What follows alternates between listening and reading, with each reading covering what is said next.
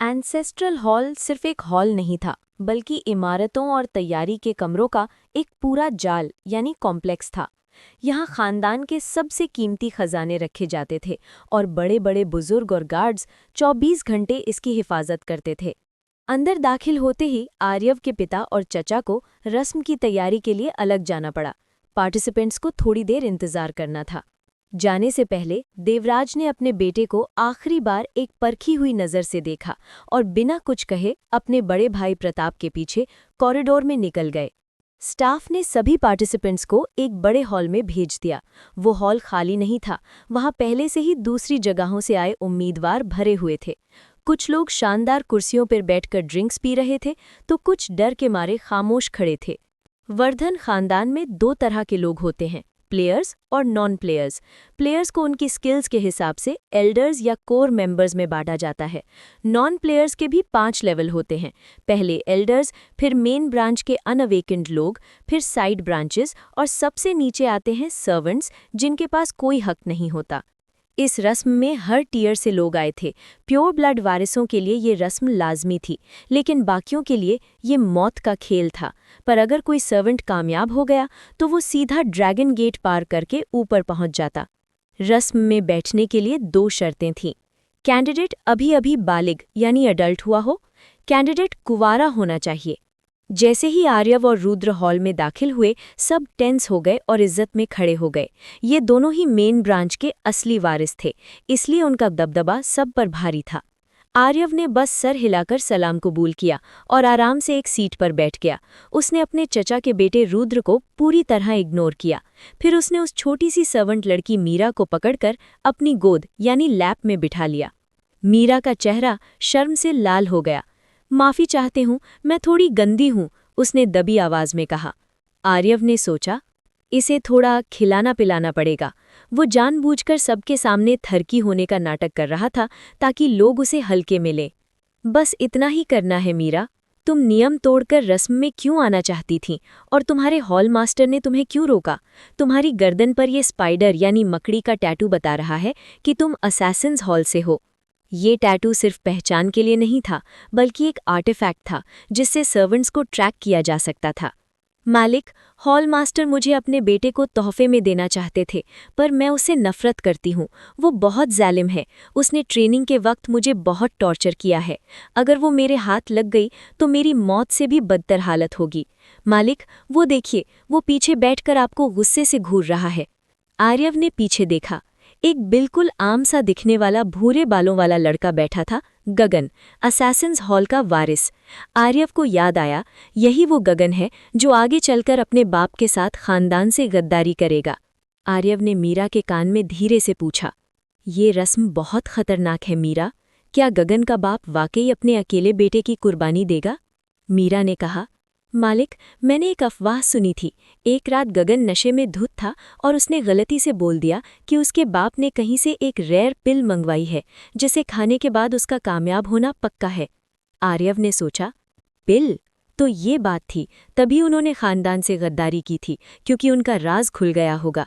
आर्यव ने मीरा के कान में धीरे से पूछा, क्या तुम उसे मरता हुआ देखना चाहती हो? मेरी इतनी हिम्मत कहाँ मालिक, पर उसकी आवाज़ में बदले की आग साफ थी। ठीक है, बस वैसा ही करना जैसा मैं कहूँ। अगली रस्म के दौरान पूरा ध्यान उस पर रखना। जब तुम्हें अपने सर में एक चुभन भरा दर्द महसूस हो, तब अपनी आंखें खुली रखकर गगन को घूरते हुए वो सब याद करना जो उसने तुम्हारे साथ किया है, सिर्फ 1 मिनट तक, समझी? जी छोटे मालिक। मीरा की आवाज़ में थोड़ा शक था। उसे नहीं पता था कि रस्म कैसे काम करती है, पर आर्यव जानता था, अगर गगन की किस्मत खराब रही तो आज वो सीधा जनाजे में ही बाहर निकलेगा। आर्यव आराम से बैठा था। मीरा उसकी गोद में थी और उसे अंगूर खिला रही थी। पूरी भीड़ उसे जलन भरी नजरों से देख रही थी। सबके दिमाग में एक ही बात थी, साला थरकी। और लड़कों का दिमाग तो एक कदम आगे था, ये मैं क्यों नहीं? बेचारे, इनमें से अक्सर ने रस्म की तैयारी की वजह से आज तक किसी लड़की को छुआ तक नहीं था। 2 घंटे बाद एक एल्डर 2 असिस्टेंट्स के साथ हॉल में कदम रखा। सभी उम्मीदवार, जिनमें आर्यव भी शामिल था, जिसने तुरंत मीरा को उठाकर जमीन पर खड़ा कर दिया, इज्जत में खड़े हो गए। ये ऋषिवर एल्डर थे, परिवार के 3 रक्षकों में से एक। इनके बाल सफ़ेद बैंगनी थे और हाथ में एक लकड़ी का डंडा, केन था। इनका काम खजाने की हिफाजत और रस्म करवाना था। ये बहुत ताकतवर मेज क्लास के प्लेयर्स थे। आप सबका वर्धन खानदान की अवेकनिंग सेरेमनी में स्वागत है। मैं इसे छोटा रखूंगा, ध्यान से सुनिए। कुछ ही देर में आप जेड हॉल में दाखिल होंगे। वहां अब अवेकनिंग ऑर्ब के चारों तरफ एक घेरे में बैठेंगे। जिसकी रैंक जितनी ऊंची होगी वो ऑर्ब के उतने ही करीब बैठेगा। रस्म की शुरुआत में एक रोशनी आपके दिमाग से गुजरेगी, पर याद रहे ये दर्दनाक होगा।